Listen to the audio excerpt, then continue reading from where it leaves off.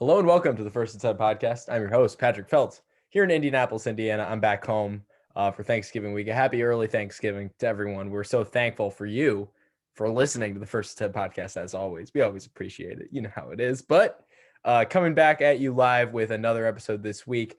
Couldn't record a double this week. We're doing just one. Busy week for both of us. I had a lot of school finishing up.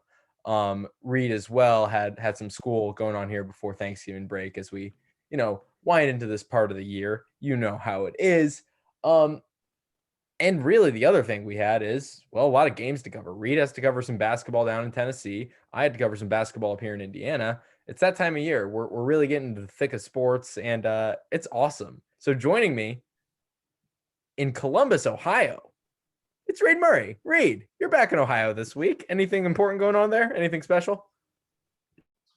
Yeah, I heard there was a football game. I might try and grab some tickets. And there's a little pregame show before I might think about attending. Otherwise, just here killing time, I guess. Enjoying the sights, looking out your window in Columbus, Ohio. A beautiful day. A classic little reference to our First and 10 fans out there. Thank you for listening for these last 2 years as we, finish our third season, if you can believe it at this point. This is our third regular season of football, and this one's flown by, and it's been a crazy season, but it's far from over. We've still got a ton of football to do, a ton to be decided here in the Big Ten, and it doesn't seem like there's a bigger game in the Big Ten East race than, well, Ohio State, Michigan State this weekend in Columbus. Reed will be there, and then obviously next week, the big one, the game in Ann Arbor, and we'll talk about that next week. Maybe we'll even get that one a full episode. That could be fun. We'll discuss. But for now, we've got some good games to talk about. But first, here on the First and 10, you know what time of year it is, folks. We do this every year. We do it a couple times a year. We like to sprinkle them in, at different increments in the season.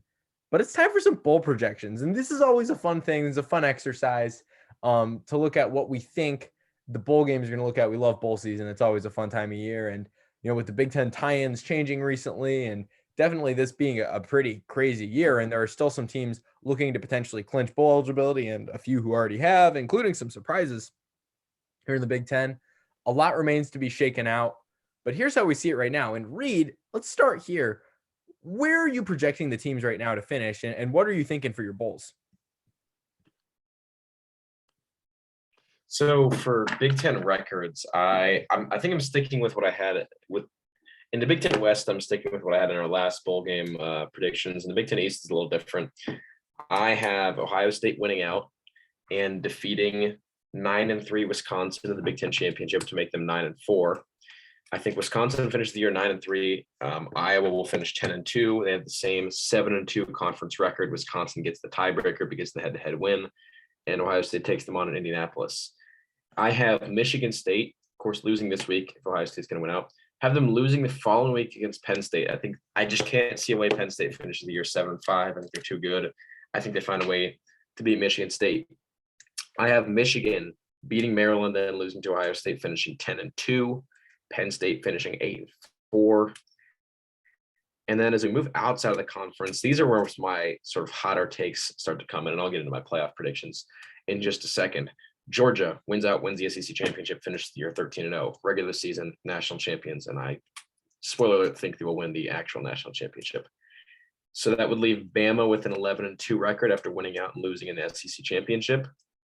I have Cincinnati losing either this week to SMU or in the American Athletic Conference Championship. I think if they find a way to almost lose against teams like Navy and Tulane, they find a way to lose against stronger opposition like SMU and potentially Houston. I have Oregon dropping one of their potentially 2 games against Utah. I think they lose either this week against Utah or in the Pac-12 championship against Utah/Arizona State. So we will have 11-2 Oregon, potentially a non-conference champion. So I would rule them out of the playoff. Since he's out of the playoff, if they get a loss, that's just the facts of life as an American Athletic Conference member. Notre Dame winning out. Oklahoma, as much as it pains me to say, as someone who casually roots for the Oklahoma State Cowboys because they're the least of the evils in the Big 12. I think Oklahoma wins out. They beat Oklahoma State once, and they potentially beat them twice in Dallas for the Big 12 championship. So what that leaves us with is an Orange Bowl that features the 13-0 number 1 seed Georgia Bulldogs taking on the number 4 Oklahoma Sooners, who have a 12-1 record. The number 2 12-1 Ohio State Buckeyes will head to Dallas to take on the number 3 11-1 Notre Dame Fighting Irish. I hate this because I think Notre Dame and Oklahoma suck, but I think they sneaked their way into the playoff this year. I don't think either of them are playoff caliber teams, and I think Georgia and Ohio State will massacre them in their playoff semifinals. But resumes matter a lot when it comes to the college football playoff, and I think these two teams will have some of the better resumes in college football. Oregon will have 2 losses. Alabama will have 2 losses. Again, these are my predictions. I'm not, I'm not saying these are certainly going to be right, but in my predictions, Alabama has 2 losses. Oregon has 2 losses. These 1-loss teams would leapfrog them. I think Wake Forest will have 1 loss. They'll be a 1-loss conference champion. They'll have a case for being included in the playoff, but I just don't think they're a big enough brand where the committee is going to put them in over another team with essentially the same resume. Even if you take away the names, I don't think that's a strong enough resume. Wake Forest's schedule has really been, Charmin soft. Yeah, and I think it's going to be the outrage of some people on Twitter when 12-1 Wake Forest ends up as the 7th seed at best. They don't even end up in the first 2 out. When ESPN displays the teams that make the playoff, I think some people are going to be outraged by that, but that's just how it's going to be. So then as we move into the New Year's Six, and my bowl predictions, I did playoff, New Year's Six, and then Big Ten bowls. So in the Rose Bowl, we have 9-4 Wisconsin taking on 11-2 Oregon. I don't agree with the tie in there that it's the Big Ten West champion who goes. I think it should be the second best team, which would be Michigan. But Wisconsin makes it to the Rose Bowl. The second Big Ten team I have in the New Year's Six is the Michigan Wolverines, who I have taking on 13-0 UTSA in the Fiesta Bowl. I think with Cincinnati losing a game, I think UTSA wins out, jumps over Cincinnati, and grabs that Group of 5 New Year's Six bid. And I would love to see it because we've seen Cincinnati in these games before. I can't recall ever seeing UTSA in a game this big. So that'll be exciting. In the Sugar Bowl, I have Alabama taking on Oklahoma State. And in the Peach Bowl, I have Ole Miss taking on Wake Forest. So that seems like a pretty exciting slate of games in the New Year's Six. Again, some sort of bolder predictions, especially the Oregon one. I think if there's one thing I'm most likely to be wrong about, I think it's the Oregon pick, because I do think Oregon's a pretty good team this year, and they showed it in Columbus. But I think they find a way to lose one more game. They almost lost to California. They did lose to Stanford. They're gonna have to play Utah twice. Probably is the answer. They're gonna have to play Utah this week. And if they beat Utah once, then they might end up having to play Arizona State, who's pretty strong. Right. So. And this or at least pretty strong for a Pac-12 team. Arizona State's been the thorn in Oregon's side before. Look at 2019. But yeah, I think Oregon is out. I think Oklahoma State. That's a prediction I hate making. It feels too crazy after they're number 13 heading into week 12. They just lost to Baylor, but we've seen it before. Oklahoma is one of these perennial playoff teams, and Oklahoma in the past, this close to the playoffs, have been far out of the rankings, and they sneak their way back in. They tend to have the Big 12 in the palm of their hands, and they just toy with the other teams, and they end up winning the championship every year. I think they do it again. Moving on to the standard bowl games, the standard Big Ten bowl games. In the first non-New Year's Six Big Ten game, the Citrus Bowl, I have 10-2 Iowa taking on 9-3 Texas A&M. In the Outback Bowl, I have 9-3 Michigan State taking on Arkansas. In the Las Vegas Bowl, I have 8-4 Penn State taking on UCLA. In my Music City Bowl, I have the Minnesota Golden Gophers, who I have at 7-5, playing. I actually don't think I chose an opponent for this game. I'm just now realizing that. I'm going to look at the SEC standings and quickly make a decision as to who Minnesota will be playing here. Give me 1 second. Bear with me here. Let's say Tennessee, just for, they'll probably be about 6-6. And they're in the bowl games in Tennessee. They'll probably put them there to sell more tickets. So Tennessee, Minnesota, the Music City Bowl. Pinstripe Bowl, I have Purdue playing either Syracuse or North Carolina. I'm not sure if Syracuse will end up bowl eligible, but if they are, I think you can pretty much pencil them in as the Pinstripe Bowl representative from the ACC. And then let me just double check real quick that the ACC is the team that plays in the Pinstripe Bowl. They are. They are. Yeah. Then the Garrett guaranteed rate bowl in Arizona. I have Maryland at 6-6 playing Texas Tech. And that concludes my bowl prediction. Patrick, what do you think? So I like those a lot, Reed. I'm interested. So with your New Year's 6, Michigan's a New Year's 6 team to you, right? So that involves a win this week and then a loss to Ohio State. Michigan State, I'm curious with this one. What do you think happens to Sparty in the final week of the season against Penn State again? I think they lose. So you think they lose? And what was they end up 9-3 in my opinion. You had them in Outback, right? Yes. Outback Bowl. So it's unfortunate because I think they're a better team than an Outback Bowl. I was going to say, so between them Iowa, I think they'll have a better record. Yeah, you think Iowa with the better record, but I don't even record that might not necessarily, I think, discount them from Citrus. I think the Big Ten would still consider sending them to the Citrus Bowl over Iowa. I think that'd be possible in sending Iowa to the Outback. Do you think so? No. I don't think they override Iowa's record. They're both pretty big fan bases, pretty brands. I think it just comes down to even beyond brands. I think that would they not want to send? I don't know. The Citrus and Outback pretty even anyway. I think that's fair.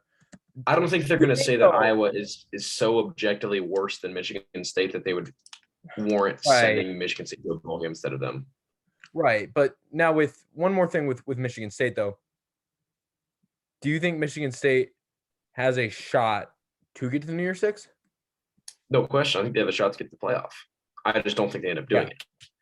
I mean, if they beat Ohio State, and if they went out, they're no question a playoff team. If they beat Ohio State and lose either to Penn State or to Wisconsin, they're still looking at a 2-loss resume that definitely puts you in a Fiesta, Peach, Rose kind of bowl.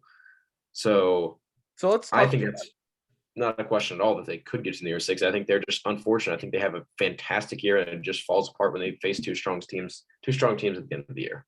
And this week for Michigan State, obviously playing Ohio State and Columbus, Buckeyes 19-point favorites. Let's talk about that a little bit, Reed. So tomorrow, how are they 19-point favorites? I mean, I get that Ohio State's a good team, but this just feels. I mean, that's a lot of points. A lot of points. That's a lot of points, Reed.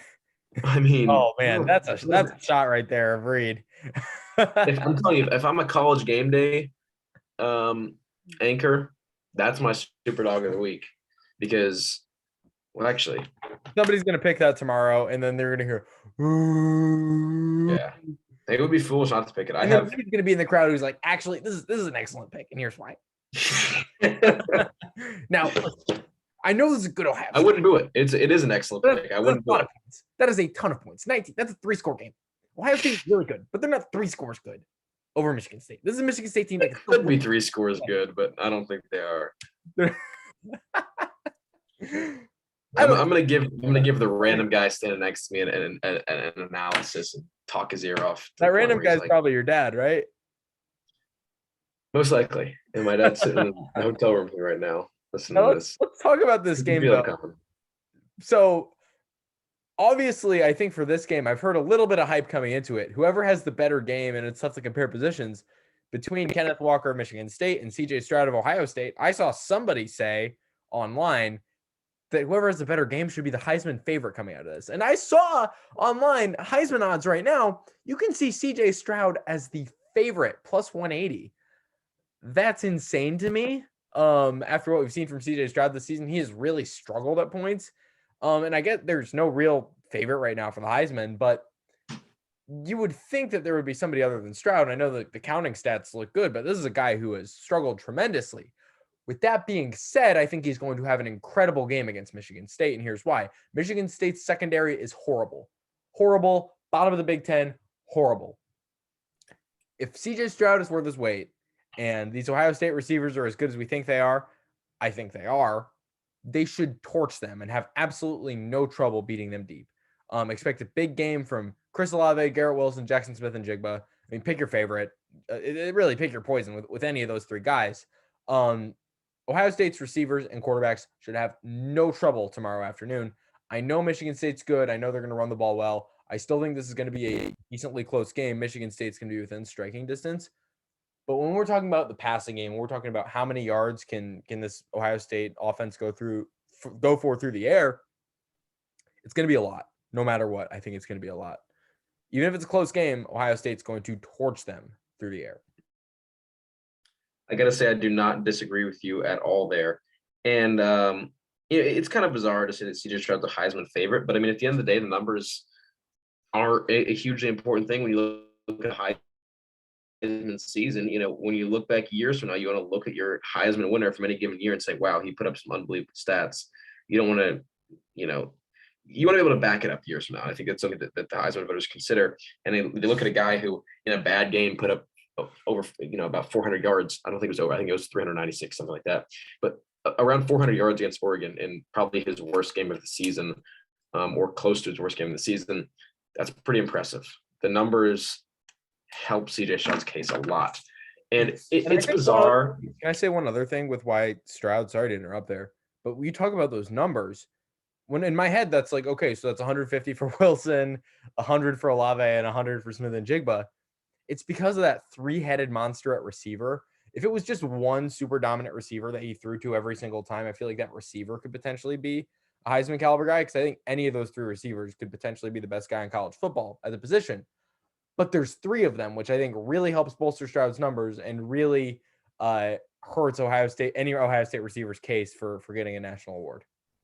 And that's why we said this in the beginning of the season, that insert Ohio State quarterback here always is going to be in the running for a Heisman, just because that's the nature of Ohio State football. Right. You're right. No, exactly. If you're Ohio State starting quarterback, you're going to be a star. You're going to be a nationally viewed player, and you're going to put up some great stats. And I mean, that's part of why I told my dad to pick CJ Stroud in his Big Ten football fantasy league. He stupidly chose Michael Penix over him, and is now regretting it. Is now not going to win the league, and it's entirely his fault. And he tries to find a way to blame me, even though I gave him the good advice to pick Stroud. I digress. I don't think you can hear me right now, but he might hear it on the podcast later on when he listens. Dad, you're an idiot. I tell him that every week when he looks at his fantasy football. I apologize for hyping up Michael Penix Jr. too much on this show. My bad. I did it too, but I said, look, you got a choice between Stroud and Penix. Penix is going to be a great choice. Wrong about that. I'll fully admit to it. And I don't know how Penix, I don't want to blame Michael Penix too much. I think the injuries and the offensive coaching and just I think is the least of Indiana's worries in the offensive side. Right. I don't want to throw the guy under the bus. I think he's not the guy to blame. Right. But, beside the point, it's just funny because I think that Stroud I don't think he's a better quarterback definitely not a better quarterback than Justin Fields, not better than Dwayne Haskins, not better than Braxton Miller, not better than Troy Smith, but potentially not better than Terrell Pryor. And he's looking at winning the Heisman. I would say he's better than JT Barrett, but that's a debate. And JT Barrett was not really a Heisman candidate. I think he might have been his freshman year when he had an incredible freshman year. But beyond that, he was not really in the running for Heismans. So it's kind of bizarre. But when you look at the field this year, you got Kenneth Walker, unbelievable player, but sometimes he's just absent in games. You can't have that as a Heisman winner. You got Matt Corral, who I think should still be in the running, but he's had his lows. Bryce Young, great quarterback. But again, in order to be, the expectation at Alabama is to go undefeated and to be the clear best team in college football. And that's not what Alabama is this year. Now, this is one of the, an Alabama team this year, they've struggled more than we're used to seeing Alabama struggle. So I think that doesn't help his case either. So it really is, it's kind of a game of, it seems like every player is trying to let somebody else win it. And it's funny to see Stroud, now the favorite. I don't think he'll end up winning it, but it really wouldn't shock me if he won the Heisman this year. You look at the stats. So it's kind of crazy. And speaking of Heismans, when people come into this game, they're going to say, "Oh, the winner of this game is going to be determined by who has a better game, Stroud or Walker." No, it's not. No, it's absolutely not. Because at the end of the day, Stroud can play the worst game of his life, and Ohio State can win the game by 4 possessions. And that's not the case with Walker at all. Plus, totally. Stroud and Walker, this isn't a game of ping pong where they're going up against each other. They're going up against different defenses and different schemes and different looks. They're not going head to head. This isn't one-on-one basketball. Not a game of ping pong. It's not a game of ping pong. Put that on a 1st and 10 t-shirt. It's not a game of ping pong. I'm writing that down right now in my notes. I'm going to use that line a lot. That's really good. Actually, I'm a fan. Hey, you're hearing our planning process right now, friends. I think that's great. I'm on board with you, Reed. That's right. And that's what people say when they talk about quarterback battles. I don't like that term because that It's implies stupid because it's not a game. It's not one-on-one. It's not a one-on-one sport. it's not basketball. No, it isn't basketball where you can say, oh, they went one-on-one, they went head-to-head, they went back and forth. Exactly. Not tennis, obviously, ping pong, whatever, wrestling. Pick your favorite. The quarterback, two offensive players cannot go up against each other. It's offense versus defense. That's how it is. And really, it's unit versus unit. That's why football is the ultimate team sport. It is. You're right. It's a unit versus unit game. That might go on the T-shirt too. In parentheses, it's a unit versus unit game. I'm writing that down too. It's absolutely. But it's all about at the end of the day, 11 versus their 11. Ohio State's run defense is beauty of football. Miles ahead of Michigan State's pass defense. Ohio State has, in my opinion, one of the stronger run.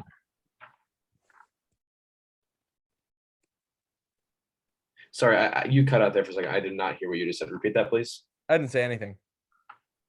You definitely just spoke. I didn't. In the last 10 seconds, you haven't spoke. No. While I was talking about Ohio State's run defense. No. That was weird then.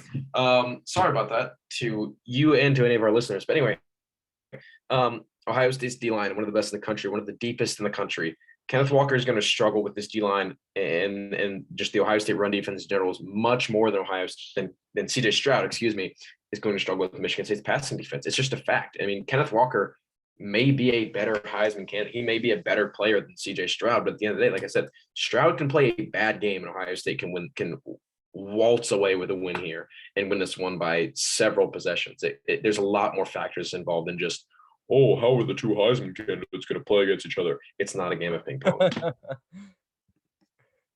No, you're absolutely right about that, Reed. You're right about that. Let's talk about the game itself. Who do you have tomorrow? Obviously, you said this already. You have Ohio State. I have Ohio State too. How much do you have Ohio State by? I'll give you my score first. I've got Ohio State 38-24. 38-24. Great minds think alike because we don't have the same score, but we're in the same ballpark. I have it 41-28. 41-28. Okay, yeah. About a 2-ish score game. I like 13-point game on my end. It's something similar for you. Yeah, what do you have? A 14-point game? Yeah. Same thing, yeah. I think Ohio State in this one, at the end of the day, they just are going to overpower Michigan State because Peyton Thorne has impressed me this season. The Michigan State passing game has impressed me this season. Jalen Naylor, still not sure if he's going to play in this game. I have a feeling he will. It's not a scoop or anything. I have no sort of insider knowledge. I have a feeling he'll play. There's not been much information available, which leads me to believe that Tucker is trying to keep something up his sleeve. But at the end of the day, Ohio State's a much more versatile team on offense. And we've said this before, to beat Ohio State, I mean, you got to play well in defense, but you have your offensive play is going to be more important than your defensive play. And Ohio State is just much more of a multi-dimensional offense. And if Stroud's not hitting his guys, which I think even if he's not hitting his guys, Garrett Wilson can make some acrobatic catches, whatever. Henderson can run the ball as well. Whereas with Michigan State, if Kenneth Walker struggles, Peyton Thorne is not going to be able to balance for that as well as Henderson can balance for any potential struggles Stroud runs into. So I think the multi-dimensional nature of Ohio State's team really helps them out in this one. I think they're overall the stronger football team. I think Michigan State have a lot of respect for them. They really blew my expectations out of the water. And again, I thought they could be a decent team this year. I never saw a potentially 11-1, potentially 12-1 potential playoff team coming. And again, I haven't finishing 9-3. I don't have to go to the playoff, but I never thought that going into this game, earlier in the season, I said, I think Michigan State can come into this Ohio State game as a, 6-4 team and shock Ohio State.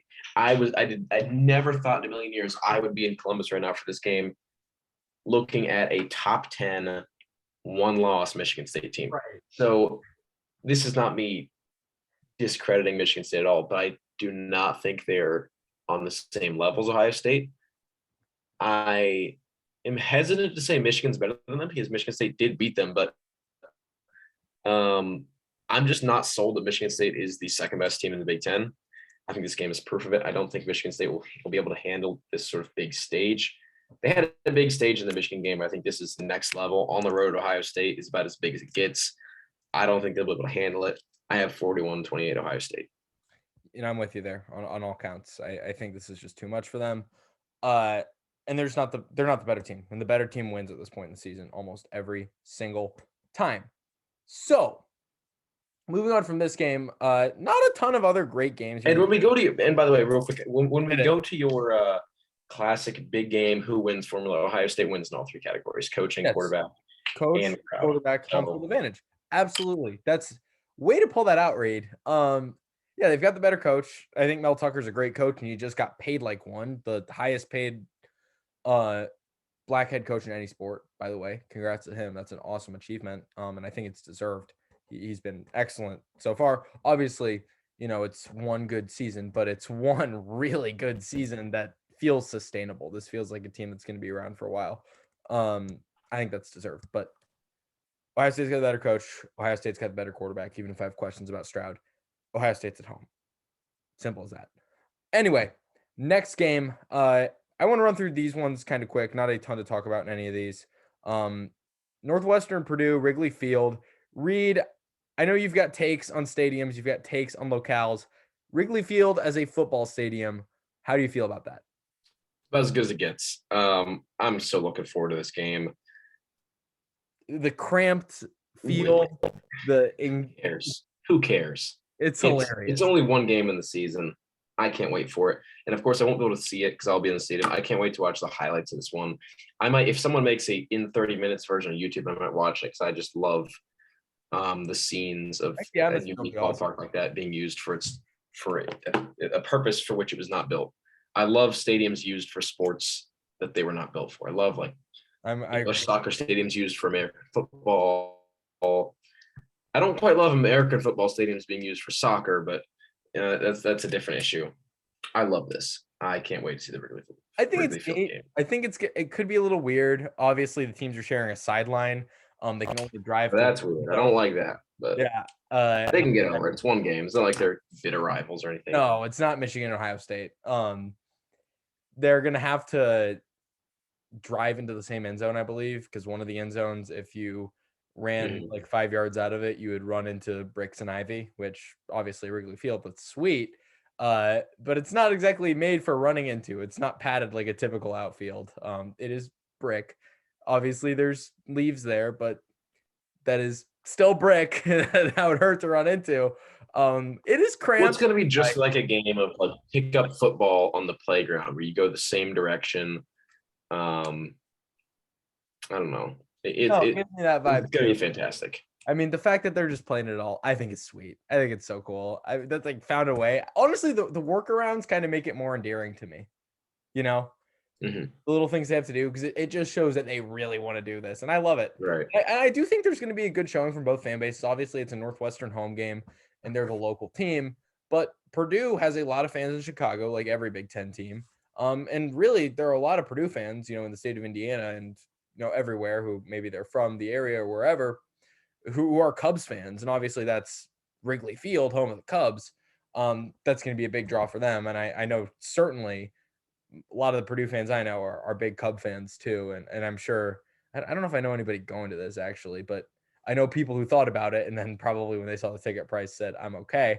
But I bet there are more bigger fans of one or the other or both who definitely were willing to fork over the money for this, because this is a really cool once in a lifetime experience, especially, if you're a Purdue fan, a Wildcat fan, or a fan of the Cubs and a fan of neither.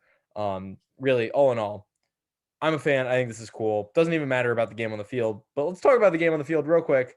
Purdue should win this one handily. I'm going to say 27-6 Oilers.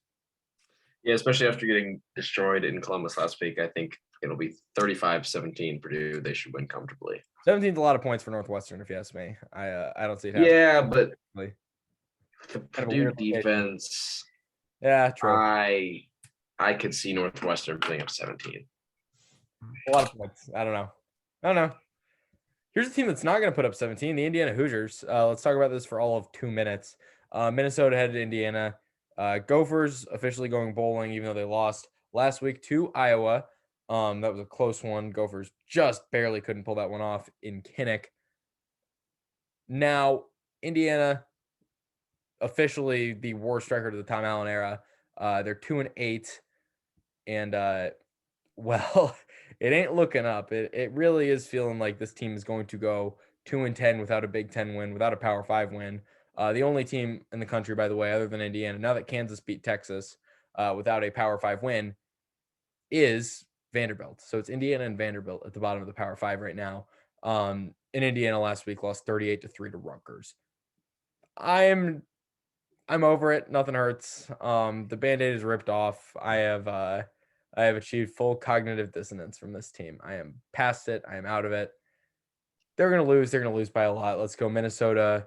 35, Indiana 7.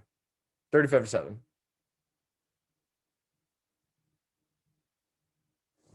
Reed? 31-10. Going to go 31-10. first. 31-10. 10's a lot of points for Indiana, Reed. I don't know if they can put up double digits.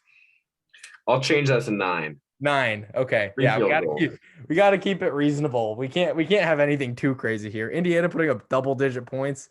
Hold the phones. Oh man. That's kind of setting in again. Wow. Times change. What a season. Time and change will surely show. Thank you. Oh my gosh. What a crazy, stupid, horrible year that is thankfully for Hoosier fans almost over.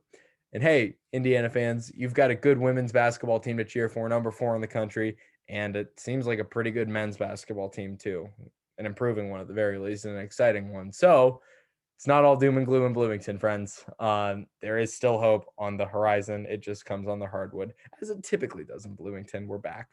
Anyway, Nebraska and Wisconsin. Nebraska, their season's all but over. Hey, Scott Frost coming back, though. So the Scott Frost era, well, the Scott Frost wagon keeps rolling. I don't know how much it's rolled, but yeah, they're not going bowling officially again. Have yet to in the Scott Frost era. Wisconsin, they're hot. They should win this. Let's go Wisconsin. A little closer than some might think. 28-17. 28 seems like a lot of points for Wisconsin, but they've been playing well on offense. I think they get a defensive score or two, too. 27-21 Badgers, in my opinion. 27-21. Okay, also pretty close. All right, Michigan, Maryland. Terps 5-5. They can clinch bowl eligibility with a big upset win over Michigan. But it's exactly that. It would be a huge upset, and it's not an upset I see the Terps pulling off. Let's go Michigan 37, Maryland 21. I am saying that for the second time in history, the week before the game, Maryland beats a Ohio State Michigan participant. Whoa! Maryland loses Ohio State Michigan participant by 1. I have Michigan winning this one 35-34, similar to the 52-51 Ohio State win at Maryland a couple of years ago. They get a scare, but they do not get a victory over Michigan. Now, this should be a good one, I think, in large part because the Maryland offense, if they can find some footing here, could scare that Michigan offense into throwing the ball a lot, and I don't know how much I trust them through the air. If Talia has a good game, and there have been few and far between of those since September, classic Maryland, Michigan being forced to throw, I don't know how much I trust it. And we'll see that next week against Ohio State. A little bit of a spoiler there, but I think Michigan should take care of business here. Illinois, 4-6, fighting for bowl eligibility, fighting for their lives. It would be kind of a total Iowa move to lose this game. Am I crazy? You're not. I don't think it happens, but you're not crazy. A 2:00 kickoff in Kinnick is weird. I don't like it. 1:00 local kind of throws me off, but I'm not. Screw it. Illinois 21, Iowa 20. Illinois is going to go bowling. I picked at the beginning of the season. I'm going to pick it right now. Illinois is going bowling. They're going to win their next 2 games. Let me ask you, are you afraid to be bold? He won't be there. Hope he's doing okay. He is vaccinated for the record. I don't care if Brett Bielema is there or not. Illinois is going to win this game. Illinois is going to make a bowl. I don't care if they lose to Northwestern every year. I don't care if they haven't won the hat in a long time. Illinois is going to go bowling.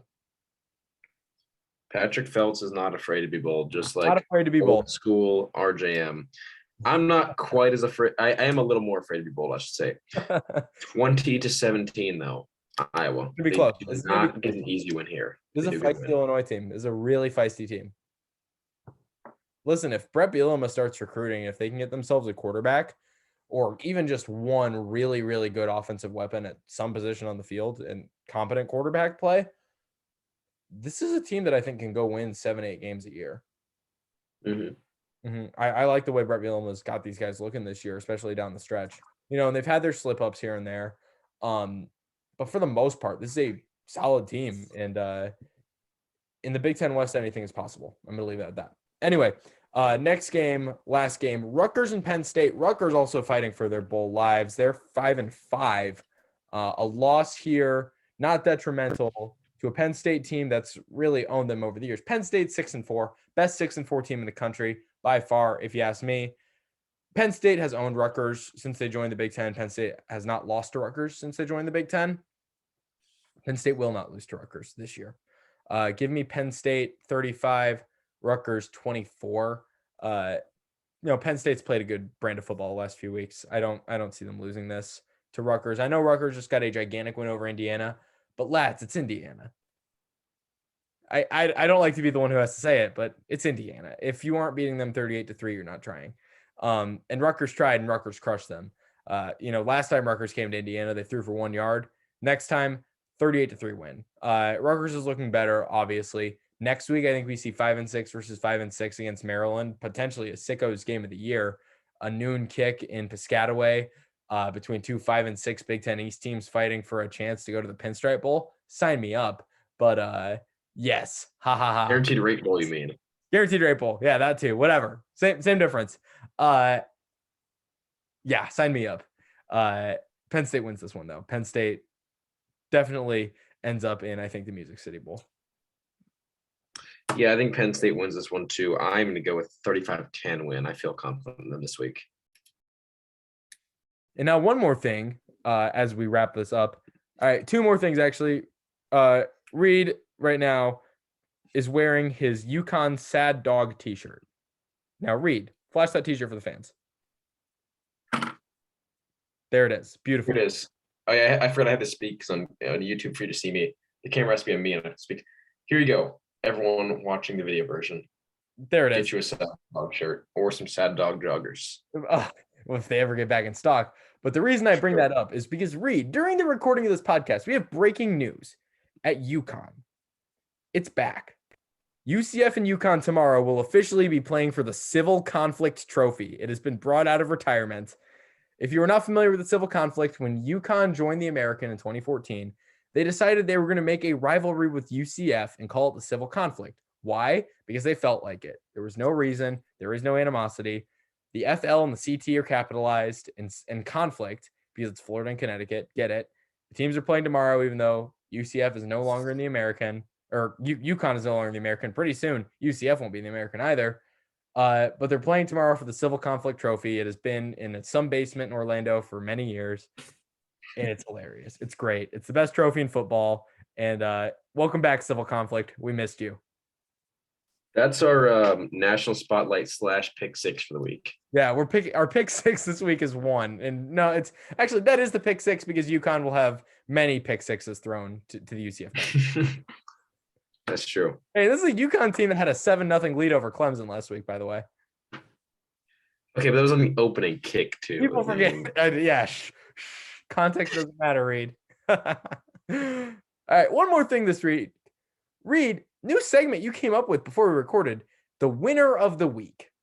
This is something we're going to do at the end of episodes where we pick the biggest win of the week. It can be on the field, off the field, anything remotely related to college football, the show, whatever. Reed, what's the biggest win you saw this week? Well, yeah, and we talk about this week, by the way. We're talking about week 11 of football because we didn't get to do a preview this week, unfortunately. My winner of the week is a guy who did not play 2 weeks ago against Nebraska. He was out with some, I believe it was an unspecified injury, but Garrett Wilson comes back to the shoe, picks up 126 yards and 3 touchdowns, looked unbelievable, made some incredibly athletic plays just when he needed what he needed to get back into the groove of things. And he was one of the better. I think he was the best athlete on the field that day. He just put on a complete show against Purdue. especially after being out for a week. And what some Ohio State fans were concerned could be a much longer injury. He comes back and puts on a clinic against Purdue. Garrett Wilson is my winner of the week. My winner of the week, different direction. It's going to my good friend, JJ Post, somebody who's been on this program before, and some of you may know him. JJ this week, let's see. Let's count the wins JJ got. Number one, the two of us drove to Cincinnati, Ohio from Indianapolis. He came down from Notre Dame to Indianapolis. I came up from Bloomington. We drove to Cincinnati, Ohio, and watched our beloved United States men's national soccer team pull a Dos a Cero win against the Mexicans. Win number one. Win number two, he came to Bloomington with me. That's a win in of itself. We had a good time. We had some fun. We saw some of our friends. And he saw his beloved Rutgers Scarlet Knights defeat my Indiana Hoosiers 38-3. That's a win for him. He's a Rutgers fan. He's from Jersey, to those of you who didn't know. Another win. JJ Post, Notre Dame student. Notre Dame defeats Virginia. We watched it. Notre Dame looked really good in that game. Notre Dame still, by the way, has a shot at making the college football playoff. People forget. And the final win of the bunch, his Wisconsin Badgers, his other team, school he used to attend and he's still a fan of, defeated Northwestern by a lot. So 4 wins for JJ, plus a 5th win of getting to spend some quality time in Bloomington. That's a hell of a weekend, if you told me. So shout out to J Post, winner of the week, if you ask me. And Reed, that's our segment, and that'll do it for this episode of the First and 10. Thank you all for listening. Reed, have lots of fun in Columbus. And if you're listening to this afterwards, I hope everybody had a lot of fun with all of their games this weekend. Hopefully it all goes your way. And Reed, best of luck this weekend. Hope you have a good one. Folks, we will see you next time. Thank you for listening to the First and 10 as always. Also, I want to briefly say, Reed? I will be attending ESPN's College Game Day tomorrow. Hopefully I can give you guys some sort of video or photo content, maybe on our Instagram story, potentially on Twitter, potentially on YouTube. We'll see, but be on the lookout for some College Game Day content. I have a sign I just posted on Instagram about an hour ago. Hopefully, if you see a sign ranking famous people named Ken with Kenneth Walker at the bottom on ESPN, if you see it on TV, let me know. Maybe shout us out on your Instagram story, something like that. But we will be at College Game Day. I also have a big First and 10 ad written on the backside of my sign. So super excited. If you're at College Game Day, come say hi. Come tell every single person you know to follow the First and 10. If you're listening to this from College Game Day, thank you. Yes, absolutely. And if you've followed us on Instagram from College Game Day, thank you. But be on the lookout for some of that content. Absolutely. And thank you all for listening to this episode of the First and 10. We'll see you next time. Take care. Bye.